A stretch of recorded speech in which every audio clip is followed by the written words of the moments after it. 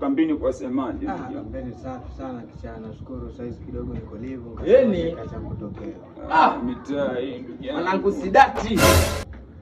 Niambie bro. Niambie vipi? Fresh. Shwari. Shwari kabisa. Naona Wapi? Naona ukana ngotea mwanangu huyu. Achana naye, mimi simjui. Sasa mwanangu wewe polisi, polisi wana mambo ya kijinga sana kia Mungu. Kwa nini? Yaani wajisikia watu ambao wajisikia watu ovyo tu bila mpango wote. Nini usinishike sasa, unishika nini? Mimi nakwambia ama wao waogopa.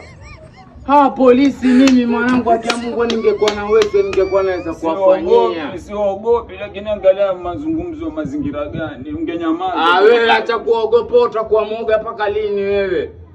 Usiwe muoga kila siku ule mpira. Usiseme mambo ya mpira, nisikize chenye mimi nakwambia. Hawa mwera hawa. Yes, afande. Ushashika ambao alikuwa anafuta bangi maskani hapa?